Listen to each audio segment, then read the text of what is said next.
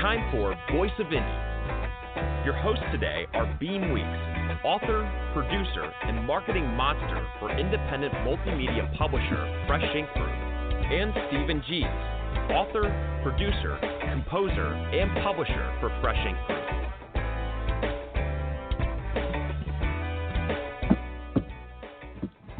And good evening or afternoon, and welcome to episode 14 of the Voice of Indie podcast. And welcome to November. I am your host, Beem Weeks, and with me, as usual, is my co-host, Stephen Gies. How you doing tonight, Stephen? I'm doing great. How about you, Beem? I can't complain. Beautiful day up here in Michigan. 74 degrees and sunshine, which is really odd for November in these parts. And we had 72 yesterday with sunshine, and we got more coming for the next few days. So I'm not complaining. We're sunny here in Alabama in the mid-70s and climbing up to about 80 this weekend. So it should be a nice weekend. So listeners, if you head on over to Twitter, we're monitoring hashtag Fresh Ink Group. That's the hashtag or the pound sign or the number sign, depending on how old you are. Hashtag Fresh Ink Group. You can post comments for about today's show or today's guest, and or put some questions on there that we can ask today's guest. And you can also call in. That's right. The phone lines will be open, so if you have a question or a comment for our guest tonight, that's area code 516-453-9902. Once again, that is 516-453-9902. So give us a call. As always, today's show will be put in the archive at Blog Talk Radio. We'll also put it at freshinkgroup.com under the podcast tab. We'll put it on stephengies.com. We'll put it on beamweeks.com. And it will be on YouTube in the Fresh Ink Group channel. Just go to YouTube, search Fresh Ink Group in the search bar. It'll bring up our channel, and you can find all of our podcasts there. Yeah, and the YouTube channel is at Fresh Ink Group, and we're now at 101 subscribers. We have crossed the 100 barrier. So, woohoo! Yeah, go over there, and if you like what you see, there are a lot of book trailers over there, and the commercials that we usually run on here are the audio portion of the book trailers. But one of the commercials we're running tonight comes from our guest, Larry Landgraf. But we don't have his trailer over there, but we do have the audio commercial. So go over there and subscribe. If you like the videos, hit the like button. You know, give us a little bit of support. If you see a video that you like, retweet it on Twitter. Post it on your Facebook page as well. And make sure you subscribe.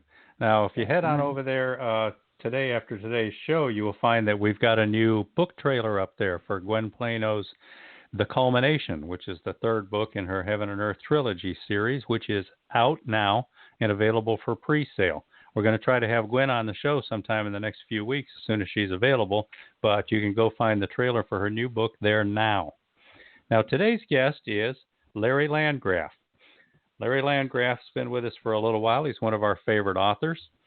A lifelong native of the Guadalupe River Delta on the Texas Gulf Coast, Larry Landgraf worked first as a commercial fisherman, then as a general contractor before severe injury led to his career as an author.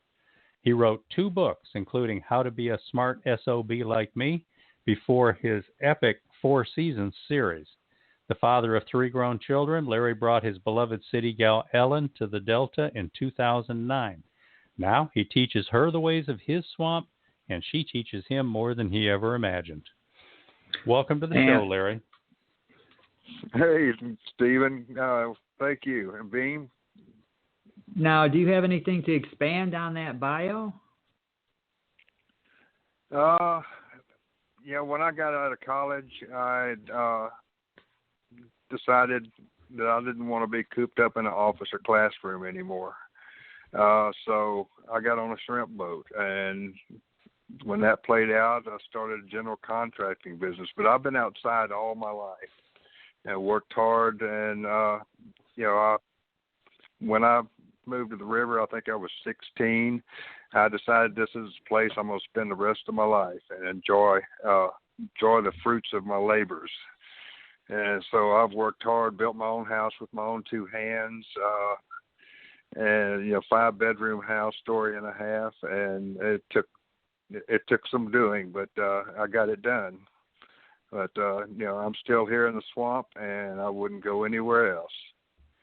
So what's a day like in the swamp for you? Right now, it's we've been in a mini drought. The river's low, the grass is green, plenty of fruit on the citrus trees. But we do get water in the yard on a regular basis when it gets rainy, and we've had it in the house a couple of times. So, it's just something we deal with. But just business as usual. Even with COVID now, it's still business as usual. We take our precautions when we go to town, but this place provides a lot of food for us, and we enjoy the place. So we're not worried about COVID too much.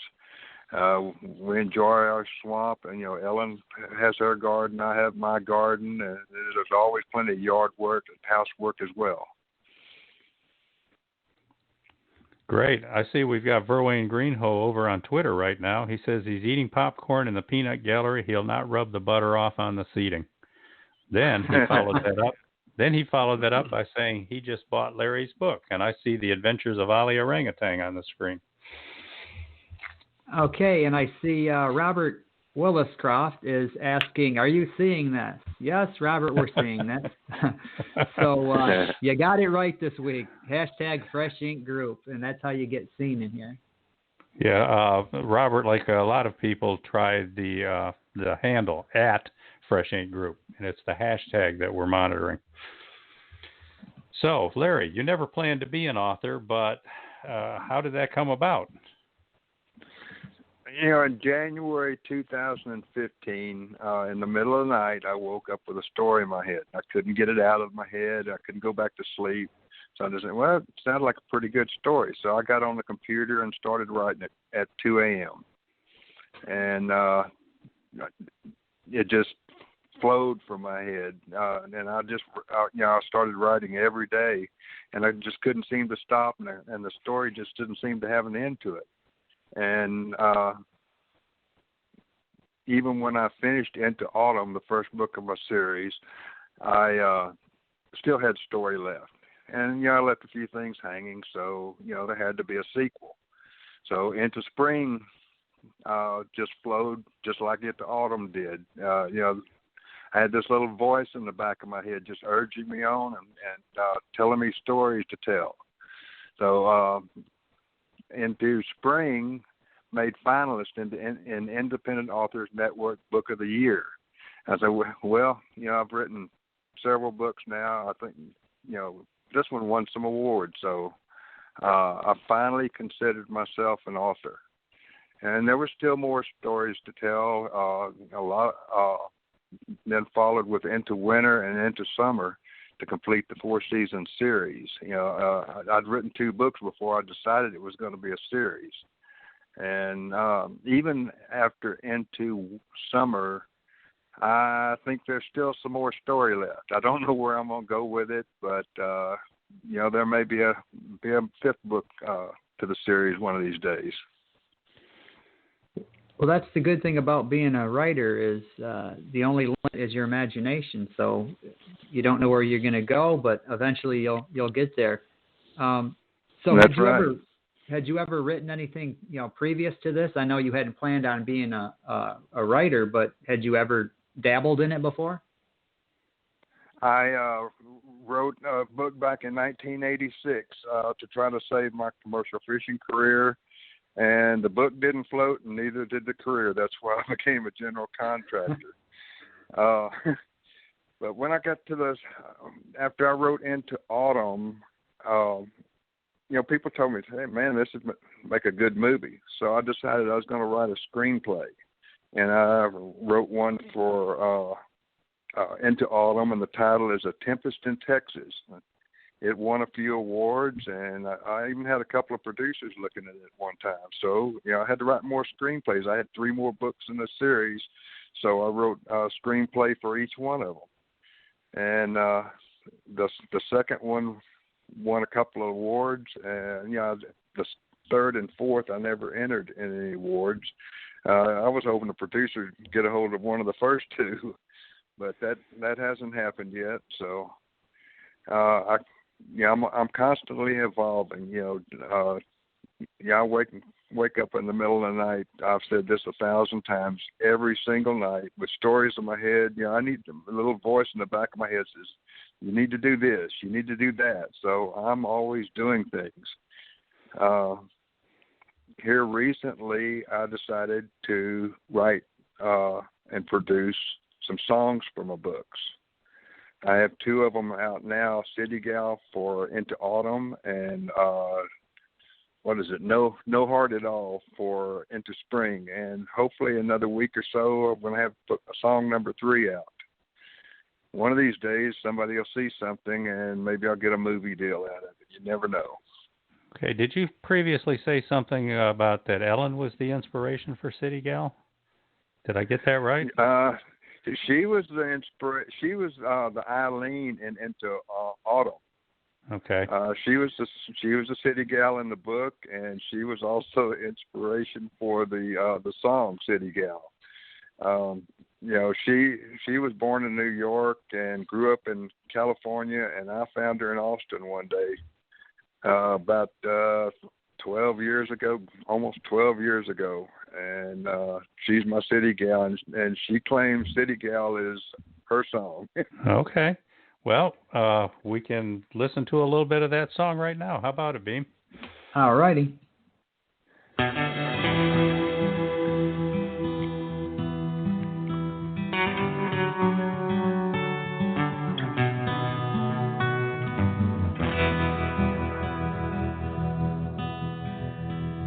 He knew that it could happen, but no one thought it would.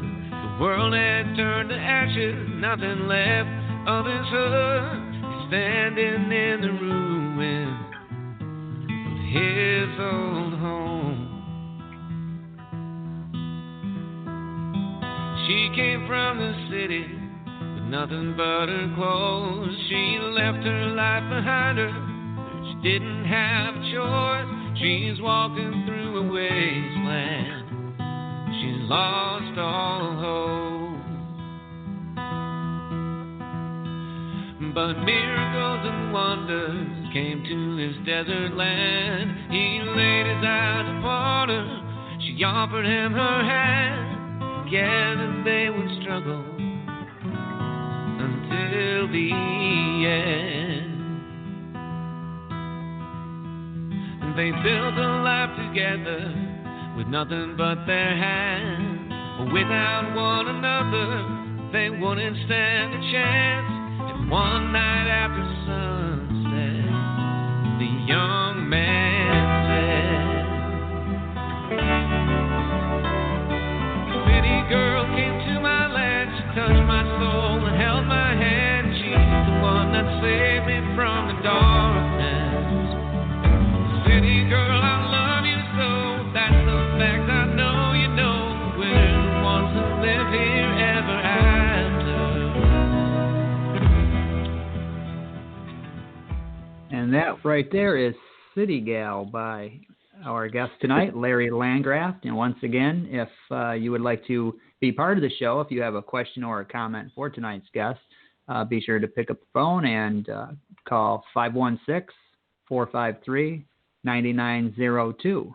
Once again, that is 516-453-9902, or use hashtag Fresh Ink Group on Twitter. Who was your singer in that, Larry? I can't use his name because he's not a free agent, but I can tell you that, he's not a free agent yet. I get it. But he sang the next song as well, and he's working on song number 3, but he won't be singing it unless they decide to do a duet. There'll be a gal singing song number 3, but he was on the Voice this year. Oh, okay. Back in the spring. Yeah, he's lives in Austin, and he's got a great voice, and he made it through he got in, but he got busted out in the battle rounds. But he's a great singer. And I usually watch The Voice faithfully, but in the spring, when this whole COVID thing hit and they went to no audience there and they were doing it from their homes, it just didn't feel the same for me, so I stopped watching it. So I started watching it again this new season because they're back in the studio, but it just kind of took the fun out of it. Yeah, but I've listened to music all my life. I just can't seem to go without music. We listen to music around the house. If my car's radio is broken, then the car is broken and it's got to go to the shop. I agree. So, and Ellen was a concert pianist, and she loves music as well. She loves my music, but mainly she likes classical music. And I've loved classical music and country music, and a lot of different kinds of music. I grew up on it and thrive on it. To me, music is food for the soul. It's life. Yes, it is. I think I might have said that somewhere. I don't know whether I copied somebody or not, but I think I might have said that a time or two.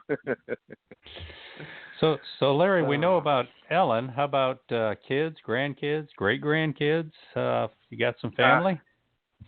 I have 3 grown kids.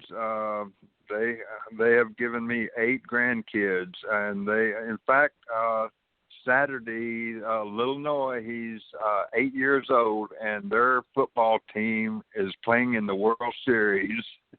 Ooh. And they've got a good little team there. So watching those 8-year-olds play out there on the football field, that's a lot of fun. And we plan on going over there. And besides, we get to visit with some of the other grandkids and kids. So I've got 2 girls and a boy, and the 2 girls live about 60 miles from here, and the boy lives about 165 miles in near Houston, on the outskirts of Houston.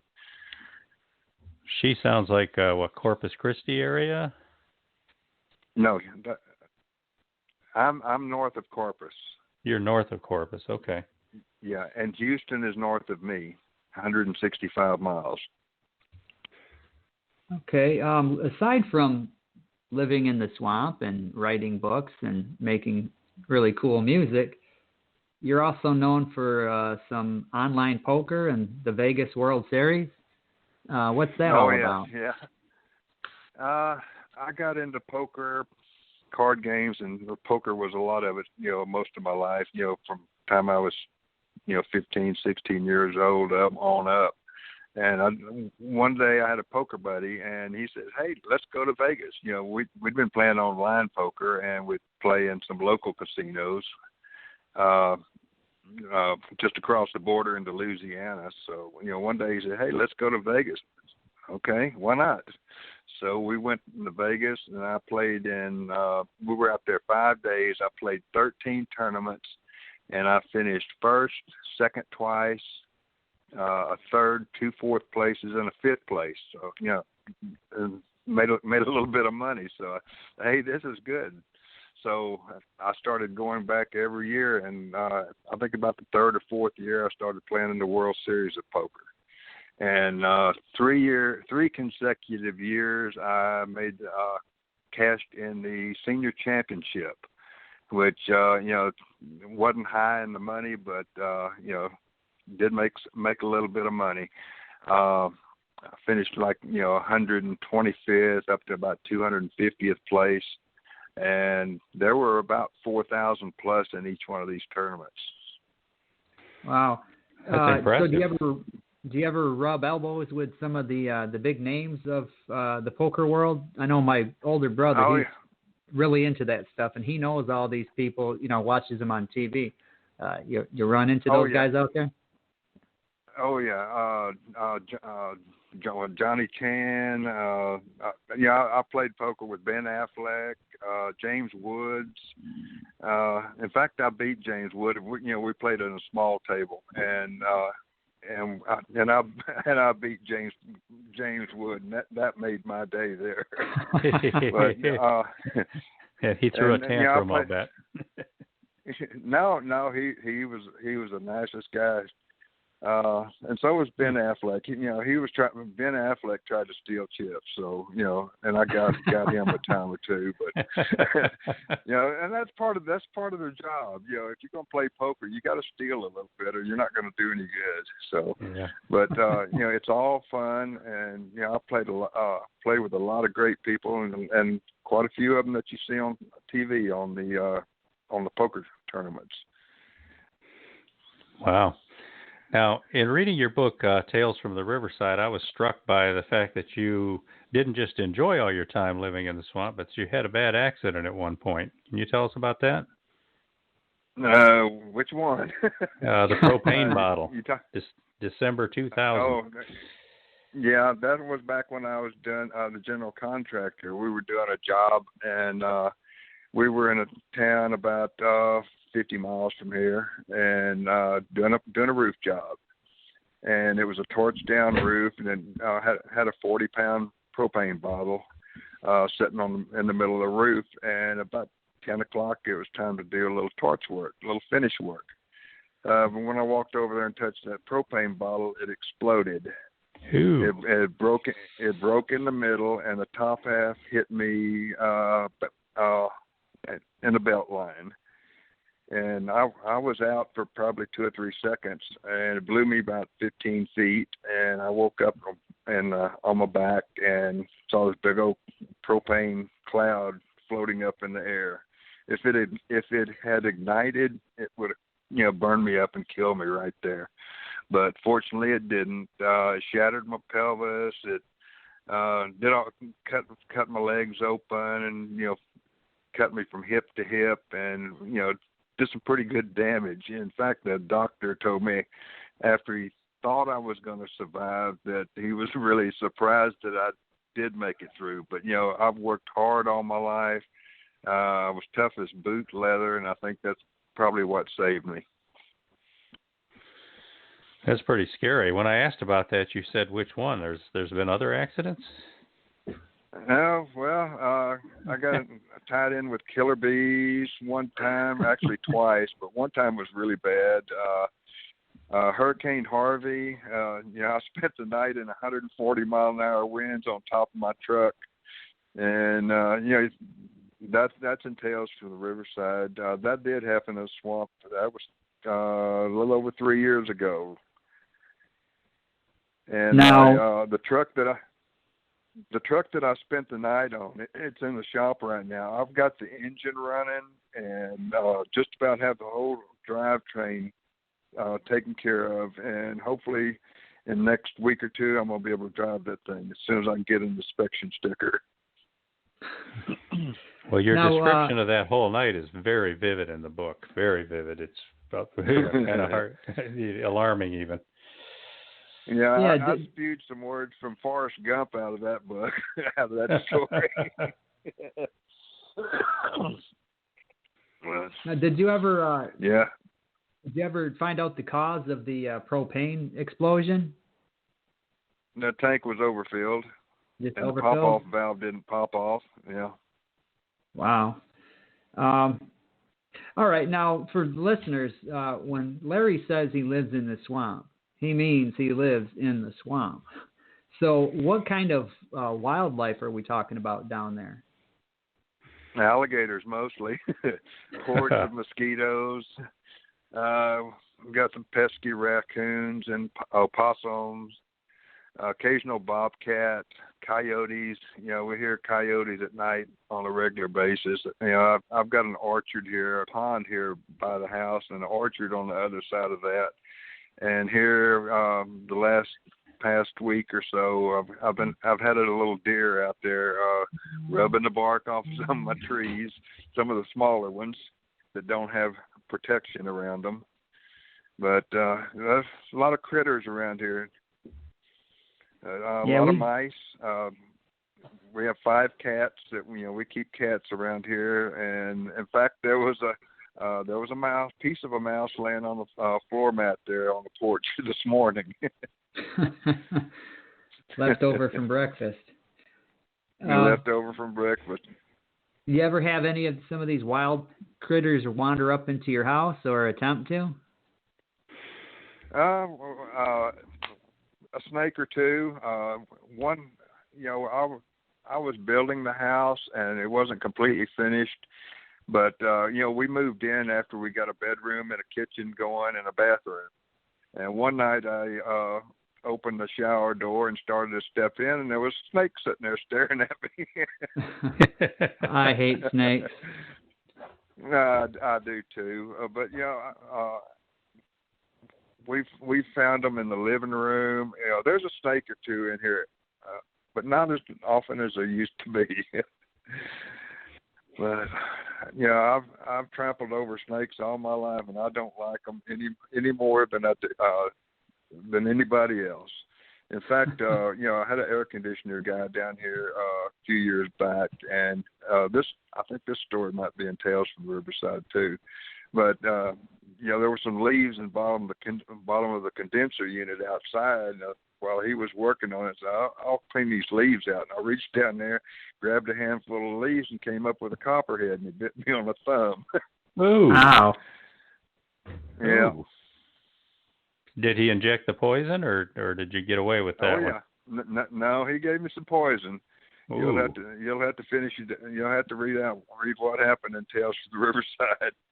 Yeah, well, definitely.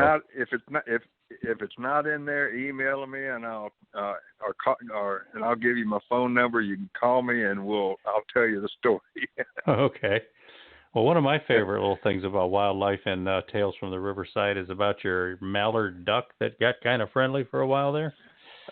Oh yeah, the pond here beside the house. We've had so many alligators in there that But I tried to raise some mallard ducks for a while, and we kept losing ducks. We finally got down to one. And that mallard drake, he would come and go.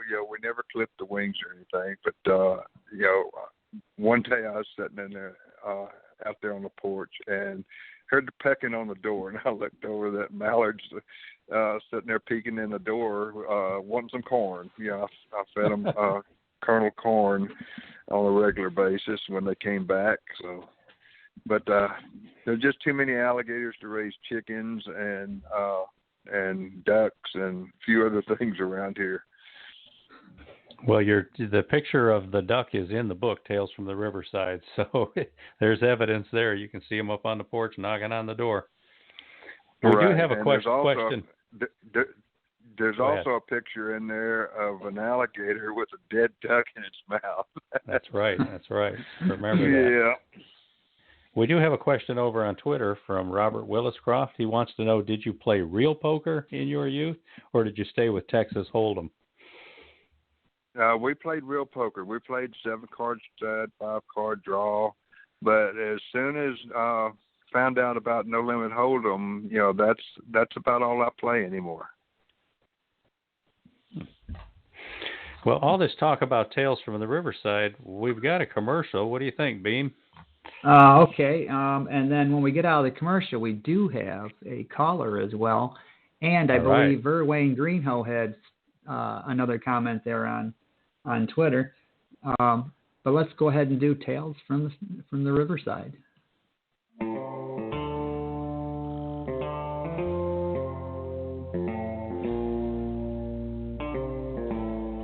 Once I got a good taste of the swamp, there was no place else on earth I wanted to live. After 54 years, I know I made the right choice. Life here is tough though. I nearly died several times, but what doesn't kill you makes you stronger, right? I've seen things and done things others can't even imagine, and this has made me a most unique author. Would you like to read some of my stories? Now you can. Experience the danger of the swamp from the comfort of your own home and without the need for professional medical services. Take off your shoes and walk on the wild side with Tales from the Riverside. You won't want to put this one down. I'm author Larry Landgraf, and these are my stories. Grab your copy today. So, Stephen, you reminded me of a pet deer that we had. A pet deer? Yeah, we had a pet deer, and had him here for a couple of years. He'd, come around. He was just as gentle as he could be, and he liked his back scratched, just like a cat or a dog. And I think there's a picture of him in Tales from the Riverside. Maybe a couple of pictures of him in there. Yeah, I think so. Okay, Stephen, you want to get that tweet from Verwayne before we grab this phone call? Yeah, Verwayne Greenhoe says, "Oh yeah, I bet that was some interesting work. My brother-in-law was a true Cajun. He worked the swamps there to gather gator meat."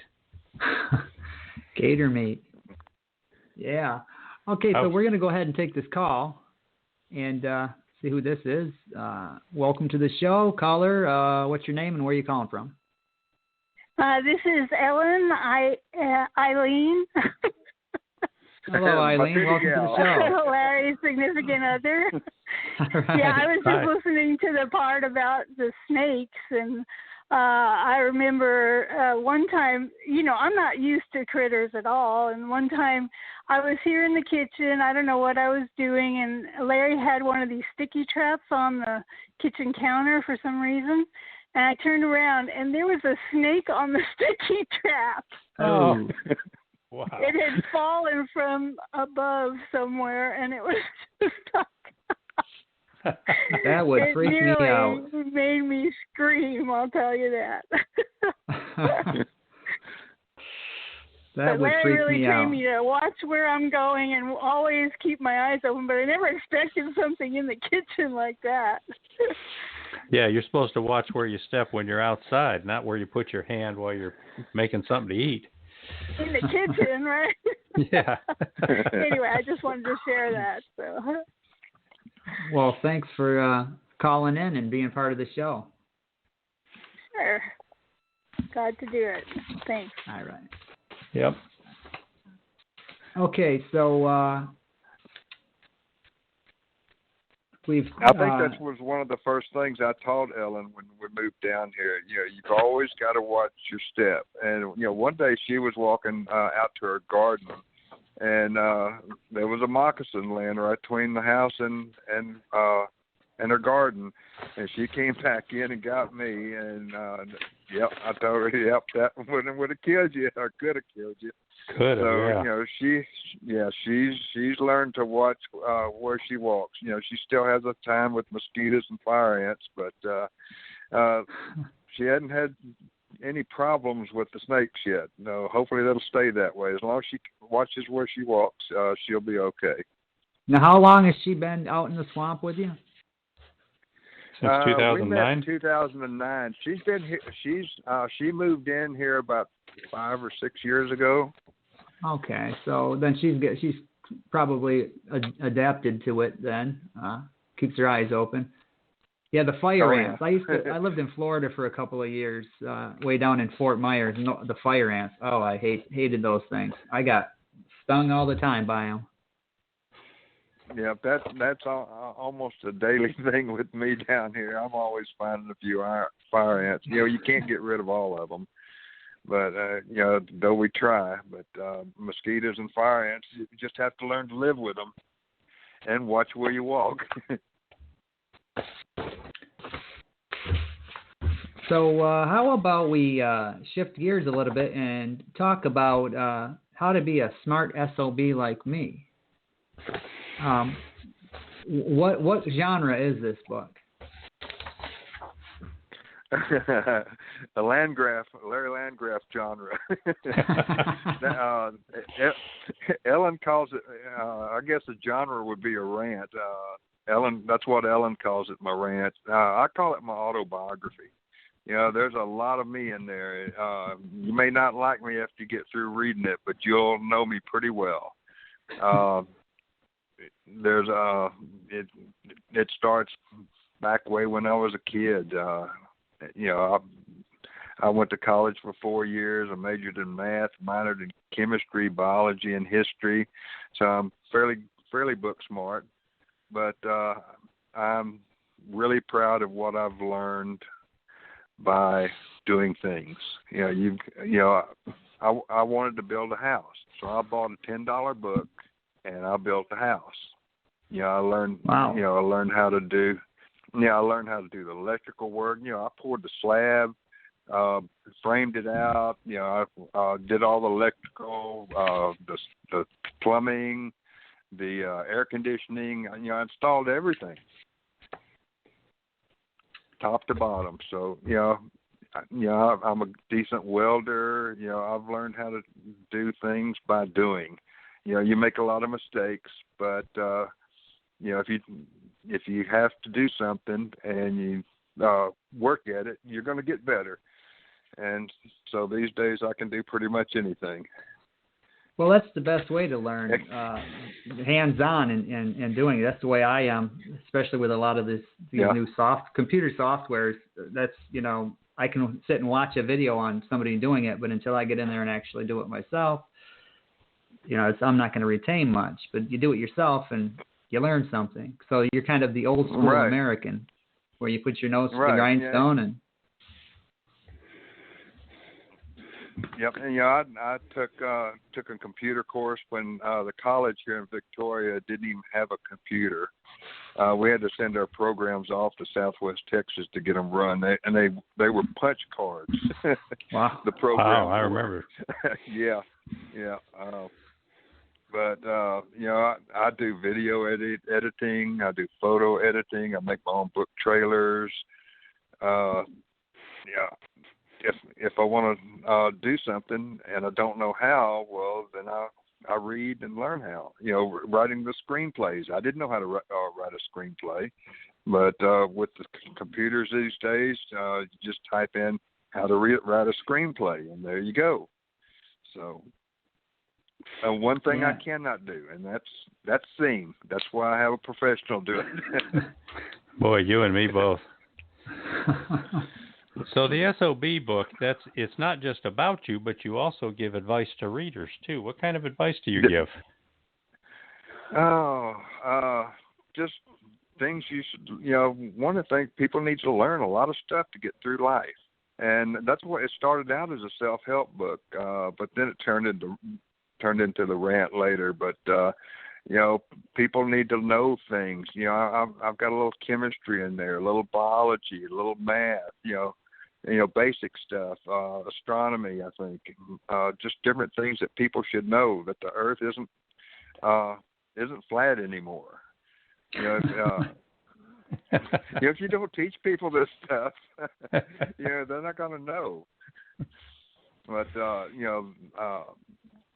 need to know a little bit about the things around them. If you live in a city, well, you need to know a few things about your environment. And you can't just sit in the house all the time. You need to get out and do things. You'll get your share of bumps, but I think basically I just want to tell people that don't depend on somebody else to do things for you. Get out and learn to do things. And it's fun. It's fun. Yeah, I got a strong sense of don't take any BS too. Just stand up for yourself and get out there and do what you want to do.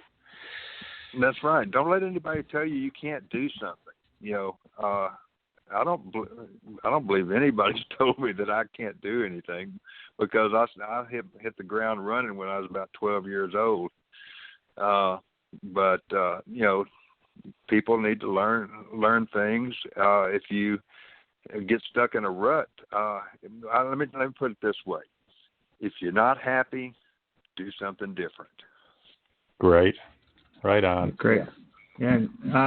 Now this as Stephen just said, you don't take any BS, and as you said, you don't take anything from anybody that's going to tell you can't do something. You said you hit the ground running at age 12. Was this something that you learned on your own, or was your father the same way, or did you have older brothers that maybe you learned from, or or sisters?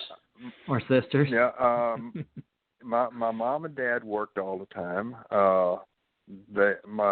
One of my sisters was never around, so I was pretty much on my own. And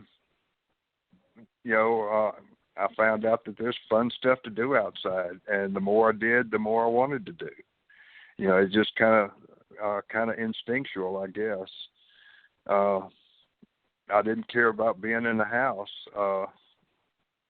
so I got outside and did things. And a lot of it was very dangerous.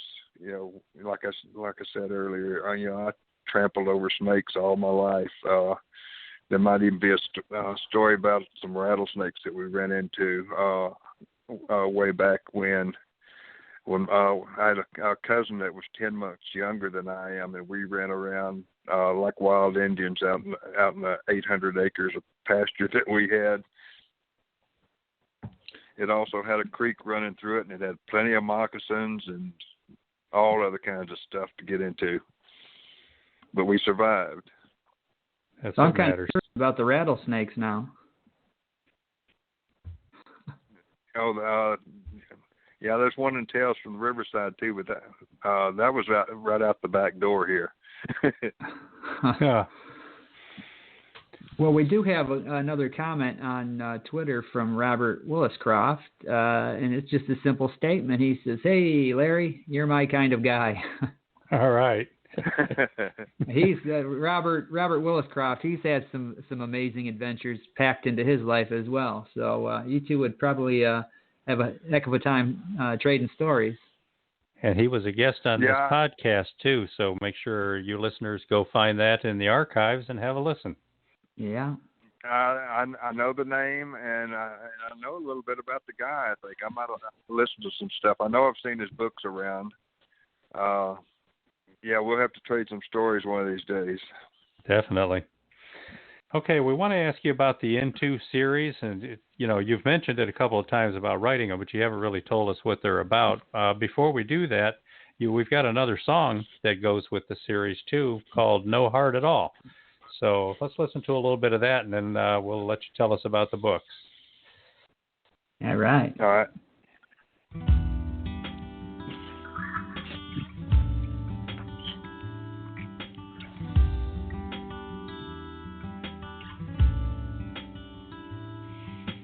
There's no one for me at home, and I need a wife.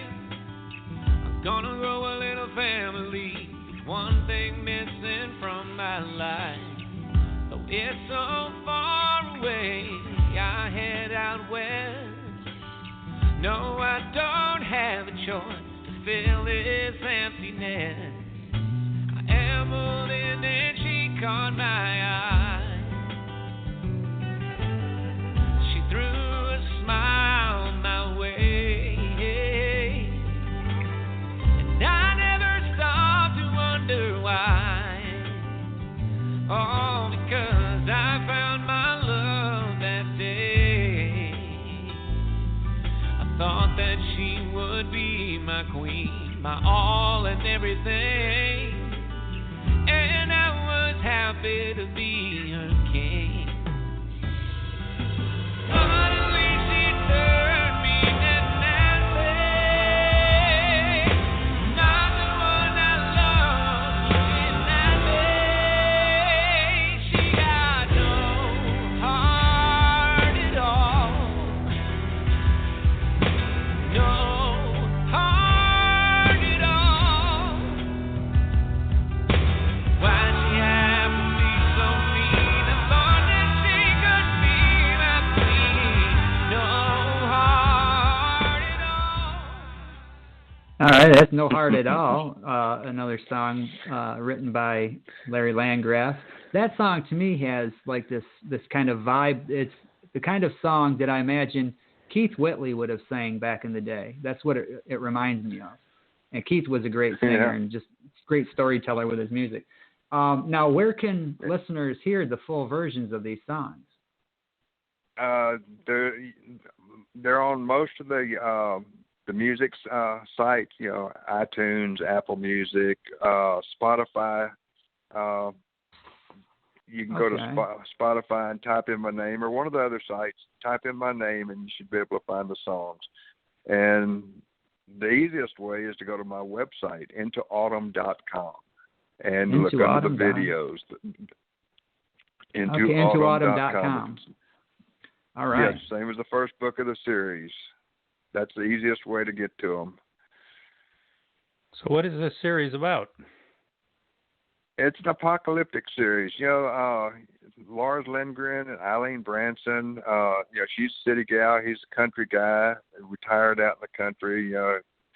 His wife didn't want to go, so they split up. And after a few years out in the boondocks alone, he made a few trips to Vegas and looked around online to try to find him a gal, but nothing worked out. So, but city gal fell into his lap, and then the grid shut down.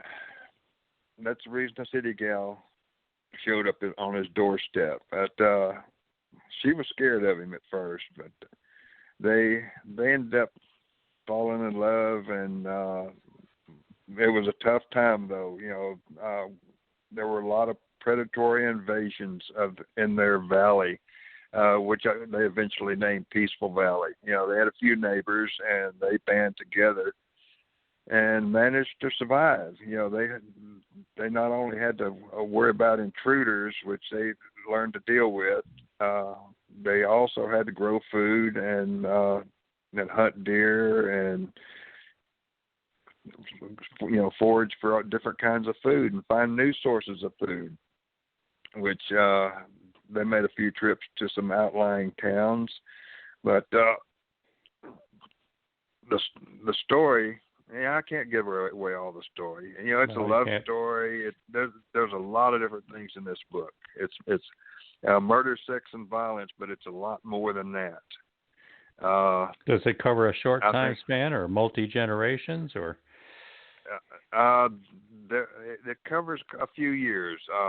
I think the twins that were born, neighbor Reggie, the crazy guy in the book, was Lars's best friend. His daughter found her way back to Peaceful Valley, and Lars' son as well.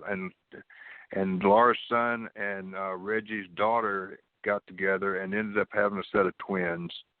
I think they were about 4 years old at the end of the book. But book 2, Into Spring, these guys have grown up. They're about 17, 18 years old, and they have some ventures of their own. And they meet up with a gal called Sandra Hawkins. I've got a friend that lives here nearby that's read all my books, and he was mad at me after he ended up finishing Into Spring. I wasn't too sure he was going to buy book 3, but he was mad at me because Sandra Hawkins was still alive at the end of the book. She was that bad. Well, do you know what? That's the sign of a good story and a good writer is when you elicit emotion from your readers like that. That hey, you should have whacked that one. Yeah. You should. If you read all 4 books of the series, you should experience just about every emotion that there is. You might hate me sometimes. I know you'll laugh a little bit, but you'll think a bit. You'll think about things, and you'll be hurt by things. One of my readers told me, she didn't want to spoil it with her review, but she told me on the side that, this hurt me. I got to liking these characters, so don't do that anymore. Yeah, I think it's important to know too. I mean, I sometimes use the word dystopian when I'm promoting these. They're just like dystopian thrillers, but they're also very warm-hearted. There's happy moments, there's harsh reality moments. It's that whole range, and it's not the kind of book that's not the kind of series that's going to leave you feeling bad, because you're rooting for some good characters, some good people, and they have a lot of accomplishments and accomplish a lot of good. But you're also not afraid to kill off some characters or do whatever it takes to make it all real. No. So the fifth book, you said you've started writing the fifth book, or you're just working on the ideas? No, I'm not sure where I'm going to go. I know there's a fifth book out there somewhere in the back of my head, but yeah, I'm concentrating on the music right now. I've got 2 songs done. There's 2 more for the other 2 books of the series. There may be one from Tales from the Riverside. And my best friend up in Fort Worth, who I patterned Crazy Reggie in Into Autumn from,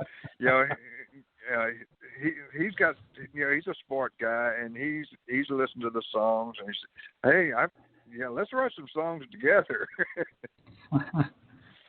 So I never know where this is going to go. If a book gets done, I'll wake up in the middle of the night and that voice in my back of my head will tell me, let's write this book.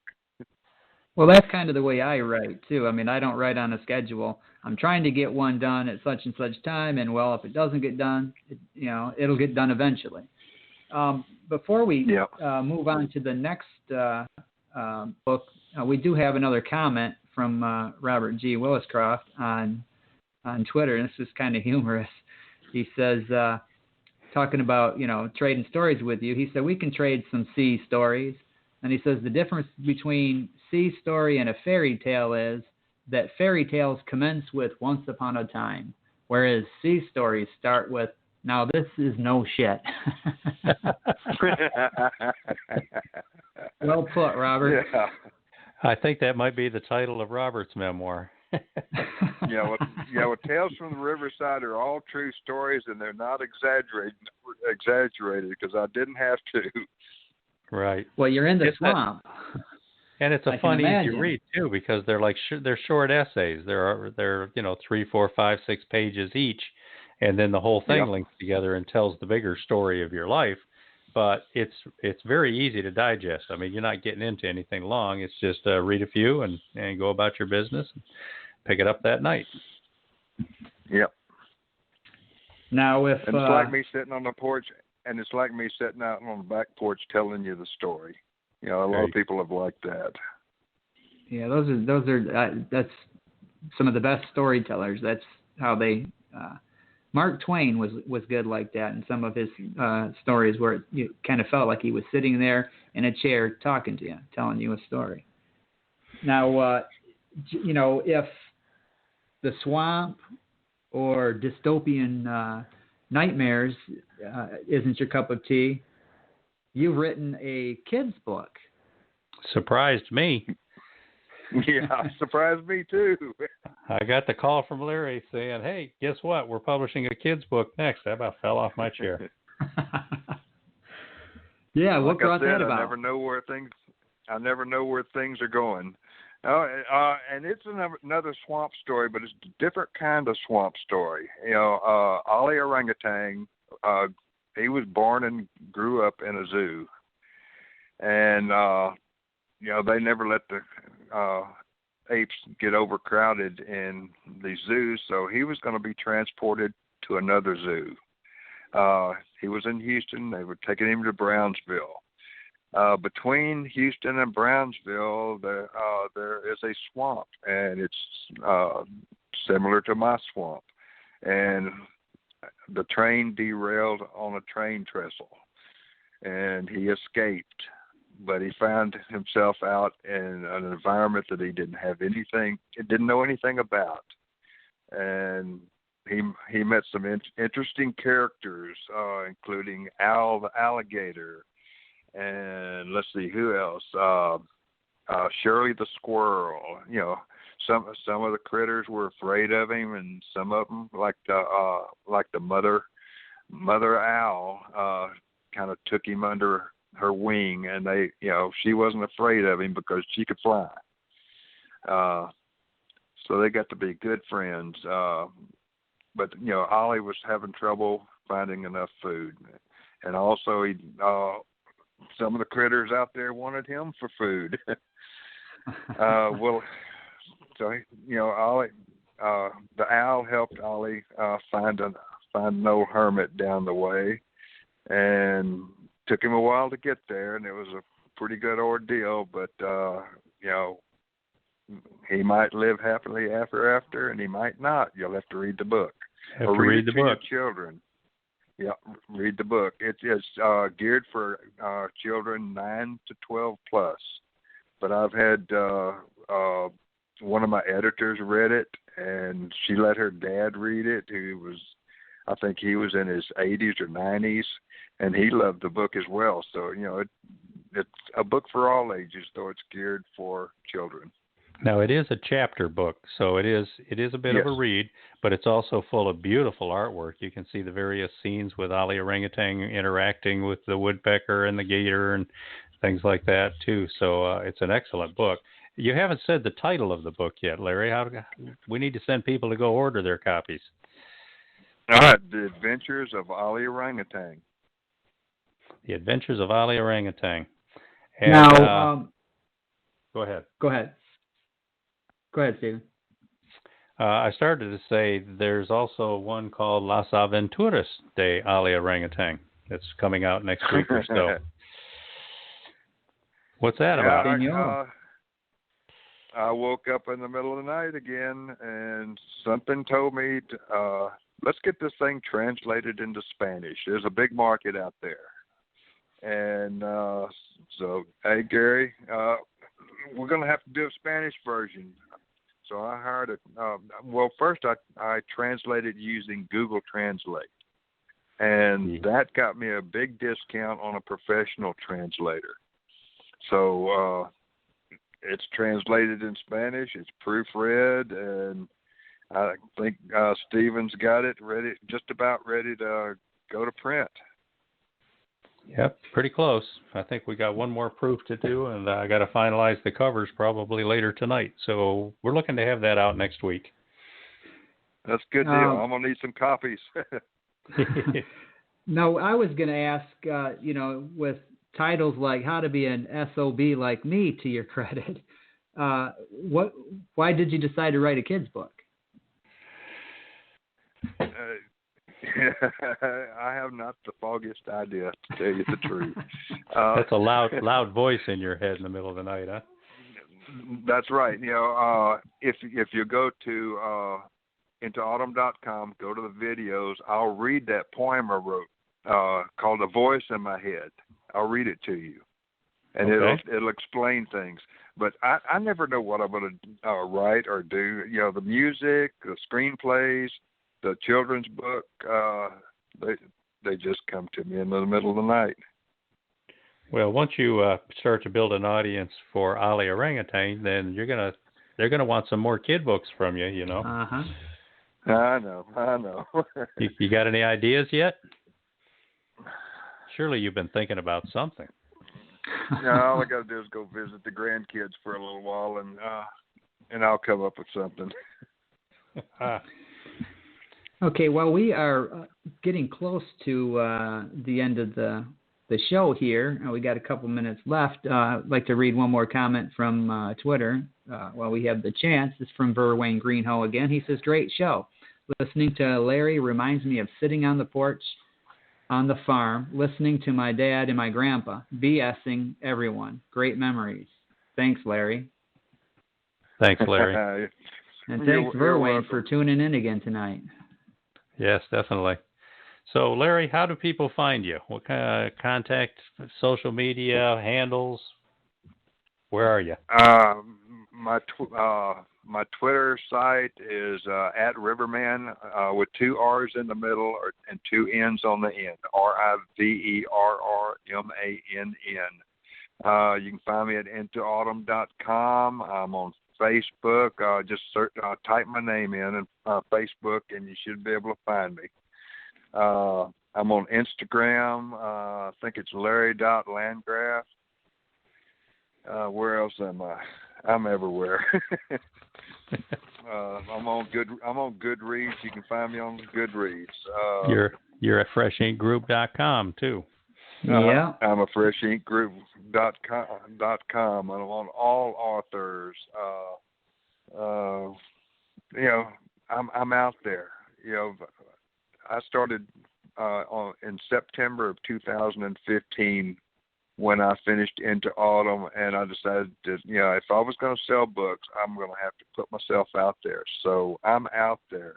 If I'm not on your particular site, try another one, because I'm on a lot of them. Great. Our last Twitter comment, Bernard Fung has noted the glorious beauty of autumn. So thanks to Larry Landgraf, our guest today, and to Ellen for calling in, and everybody who got on Twitter and used the hashtag Fresh Ink Group. I want to remind you that this show with Larry is going to be in the archive and on 4 of our websites. Yeah, so you can find this on Facebook. We'll share the links on Twitter as well and in Instagram. And look for us on those sites. At Facebook, it's Fresh Ink Group LLC. On Twitter, it's at Fresh Ink Group, and on Instagram, there are 2 of them actually. There's Fig Publishing and Fresh Ink Group, and those archive shows are also, as Stephen had mentioned, they're on the YouTube channel, and they're on various websites, beamweeks.com, freshinkgroup.com, and stephengs.com. So you've got plenty of places to listen.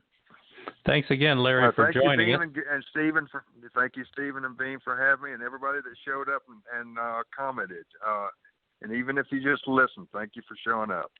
That's terrific. And listeners, we'll see you here next week at same time, same place. And we'll try to have another scintillating guest for you. Thanks again. Thanks for tuning in, everybody. Good night.